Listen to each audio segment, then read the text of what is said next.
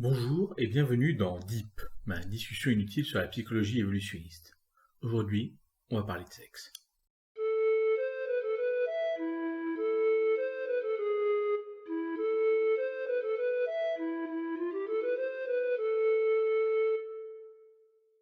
Bon, vous savez tous, je suppose, comment fonctionne globalement la reproduction sexuelle. On va faire quelques rappels basiques, juste histoire qu'on soit tous sur la même page. Donc, pour avoir une reproduction sexuée, il faut deux individus différents, un mâle avec des chromosomes sexuels X et Y, et une femelle avec des chromosomes sexuels XX. Enfin, bon, en fait ça dépend. Chez les oiseaux par exemple, c'est ZW pour les femelles et ZZ pour les mâles. Mais qu'importe. Il faut donc un mâle et une femelle, ce qui est déterminé génétiquement. Ou par la température d'incubation de l'œuf. Bref. Déterminé pendant la phase embryonnaire. Ou plus tard. Par exemple, certains poissons peuvent changer de sexe après avoir atteint la maturité. Donc, je disais, on a deux individus différents, un mâle et une femelle. Sauf dans les espèces où l'un des deux peut être hermaphrodite, bien sûr. Mais je m'égare. Deux individus différents, ou quelquefois le même individu, l'un agissant en tant que mâle et l'autre agissant en tant que femelle. Mais deux individus diploïdes, c'est-à-dire qu'ils ont deux copies de chaque chromosome. Ou tétraploïdes, c'est-à-dire quatre copies de chaque chromosome. Ou hexaploïdes, ou octaploïdes, ou dodécaploïdes. Enfin bref, un nombre pair de chaque chromosome. Et quand je dis chaque chromosome, j'exclus bien évidemment certains cas particuliers, comme les chromosomes sexuels, pour faire simple. Et ce nombre de chromosomes est commun à tous les individus de l'espèce. Ou pas. Mais j'y reviendrai. Donc, l'individu agissant en tant que mâle produit un petit gamète, et l'individu agissant en tant que femelle produit un gros gamète. Ah, un instant. On me souffle à l'oreillette que chez certains drosophiles, certains mâles produisent des gamètes plus gros que les femelles. Bon. Donc. Attendez une seconde. Jusqu'à présent, j'ai seulement parlé des espèces dites anisogames, c'est-à-dire que les individus de cette espèce produisent deux types de gamètes de morphologie différentes. Bien sûr, il existe aussi des espèces isogames, dont les gamètes se ressemblent. Et parfois, ces espèces ont des mâles et des femelles, ou du moins des catégories semblables, et parfois pas du tout. Bon, j'en étais où? Oui, alors, on a deux individus ayant un nombre pair de chaque chromosome, qui produisent des gamètes, similaires ou dissimilaires, ayant deux fois moins de copies de chaque chromosome. On dit alors que les gamètes sont haploïdes. Les gamètes fusionnent et ça donne une cellule œuf qui donnera un nouvel individu de l'espèce. On est d'accord jusque-là? Parce que ce n'est pas toujours comme ça que ça marche. Il y a aussi des espèces où tous les individus sont haploïdes. Notez, ça ne change pas grand-chose. Les individus produisent des gamètes, parfois mâles et femelles, parfois pas, enfin qu'importe, qui fusionnent, ce qui crée une cellule qui se divise immédiatement en 4 nouveaux individus qui... Je check mes notes. Non, en fait, c'est presque plus simple que ça. Il n'y a pas forcément d'un côté des espèces diploïdes et de l'autre des espèces haploïdes. Toutes les espèces à reproduction sexuée ont une alternance entre une phase haploïde et une phase diploïde. Il y a des cas particuliers où la phase haploïde se limite aux gamètes, comme chez tous les animaux.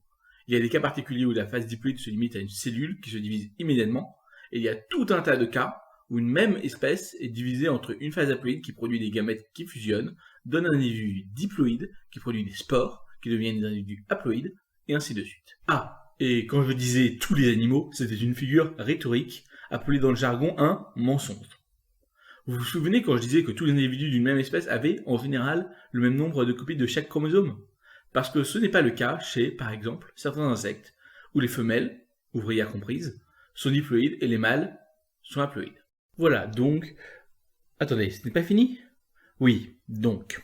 Vu que c'était trop simple jusqu'à présent, il y a aussi ce qu'on appelle des complexes polyploïdes, composés de différentes espèces, avec des nombres de chromosomes différents, qui sont interreproductibles entre elles. Enfin parfois. Enfin c'est compliqué. Bon, j'arrête là. À ce moment de la vidéo, vous vous dites sûrement... Ok, tu nous as sorti tous les cas les plus bizarres de cycle reproductif, mais là je vous arrête tout de suite. Je n'ai même pas effleuré la surface. Je n'ai, par exemple, pas parlé des séparations en différentes catégories reproductrices dans les espèces isogames, ou en plus de l'isogamie. Je pourrais, par exemple, mentionner le schizophile commun, un champignon isogame avec 23 328 sexes différents, chacun pouvant se reproduire avec 22 960 autres sexes. J'ai omis le cas du crapaud batura, espèce triploïde, où la mère transmet deux jeux de chromosomes et le père un seul. C'est con d'ailleurs, c'est cette espèce qui m'avait donné envie de faire cette vidéo à la base, et j'ai juste pas trouvé de bonne place pour en parler. Je me suis abstenu de parler des endospermes des plantes à fleurs, une partie de la plante qui entoure l'embryon et a sa propre composition génétique, généralement triploïde. Je me suis également cantonné à la reproduction sexuée, sans mentionner les nombreux cas où une même espèce peut se reproduire sexuellement ou asexuellement, parfois lors de phases différentes de leur cycle de vie.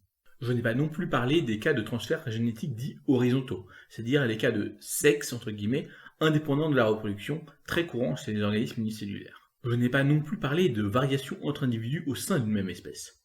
La diversité de stratégies reproductrices ne s'arrête pas aux frontières arbitraires des espèces, et toutes les espèces présentent certaines formes de variations plus ou moins fréquentes.